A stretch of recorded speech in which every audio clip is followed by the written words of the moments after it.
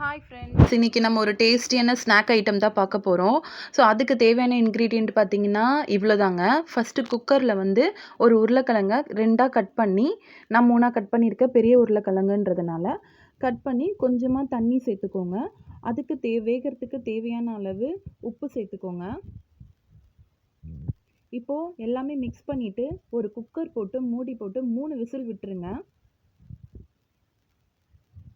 இப்போ வந்து பார்த்திங்கன்னா உருளைக்கிழங்கு நல்லா வெந்து வந்துருச்சு. இதை வந்து இந்த மாதிரி ஃபோக் ஸ்பூனால் வந்து நல்லா மசிச்சு விட்டுக்கோங்க. சூடாக இருக்கும், அதனால் நீங்கள் ஸ்பூன் யூஸ் பண்ணிக்கோங்க. இப்போ உருளைக்கிழங்கு ஆறிடுச்சு. வெங்காயம் இதோடு சேர்த்து கொஞ்சமாக உப்பு, மிளகு சீரகத்தூள், இது வந்து பார்த்திங்கன்னா சில்லி ஃப்ளேக்ஸு, இது வந்து இட்டாலியன் சீசனிங்கு, உங்களுக்கு டிபார்ட்மெண்ட் ஸ்டோரில் கிடைக்கும். இது வாங்கி சேர்த்துக்கோங்க. இது சேர்த்திங்கன்னா கொஞ்சம் டேஸ்ட் நல்லாயிருக்கும், உங்களுக்கு ரெஸ்டாரண்ட்டில் ஹோட்டலில் சாப்பிட்ற டேஸ்ட் இருக்கும். நெக்ஸ்ட் வந்து பார்த்திங்கன்னா ஆரிகேனோ சேர்த்துருக்கேன். இப்போ இது எல்லாமே சேர்த்து ஒன்றா நம்ம மிக்ஸ் பண்ணிக்கலாம். நீங்கள் ஸ்பூன் இல்லைன்னா கையில் கூட டைரெக்டாக மிக்ஸ் பண்ணிக்கலாம். இப்போ நம்ம வச்சுருக்க சீஸை வந்து இந்த மாதிரி ஸ்கொயர் ஷேப்பில் கட் பண்ணி எடுத்துக்கோங்க.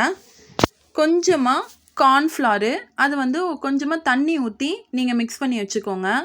ஏன்னா நம்ம அந்த ரவுண்ட் ஷேப் பிடிக்கிறது உடையாமல் இருக்கிறதுக்காக. பிரெட் க்ரம்ஸுங்க, அவ்வளோதாங்க. இப்போ வந்து பார்த்திங்கன்னா நம்ம வந்து பிடிச்சிருந்த உருளைக்கிழங்க ஒரு உருளை மாதிரி பண்ணி சின்னதாக அதில் ஒரு கேப் விட்டு அதில் சீஸ் வச்சு நல்லா மூடிக்கோங்க.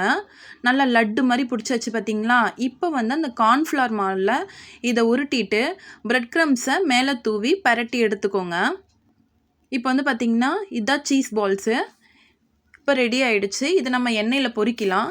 கடாயில் கொஞ்சமாக எண்ணெய் விட்டுக்கோங்க. சீஸ் பால்ஸை வந்து இதில் போட்டு நல்லா பொரிச்சிக்கலாம். ஹை ஸ்பீடில் வைக்கக்கூடாது, ஒரு மிதமாக மீடியம் ஃப்ளேமில் வச்சு பொரிச்சிக்கோங்க. பார்த்திங்களா, செம்மையாக கோல்டன் ப்ரௌனில் சூப்பராக ரெடி ஆகிடுச்சு சீஸ் பால்ஸு. ஸோ இது நம்ம கடையில் வாங்குறதுக்கு பதிலாக வீட்லேயே ஹெல்த்தியாக பசங்களுக்கு செஞ்சு கொடுத்தா இன்னும் நல்லாயிருக்கும். நம்ம வீட்டில் செஞ்சோன்னா இன்னும் நிறையவும் செய்யலாம். இதுக்கு தொட்டுக்க வந்து சாஸோடு கொடுத்தீங்கன்னா அல்டிமேட்டாக இருக்குங்க டேஸ்ட்டு. 3 பேரும் சேர்ந்து சொல்லுங்கள். லைக் பண்ணுங்க, ஃபாலோ பண்ணுங்க, சப்ஸ்கிரைப் பண்ணுங்க. சீஸ் பால் எப்படி இருக்கு? சூப்பரா இருக்கு.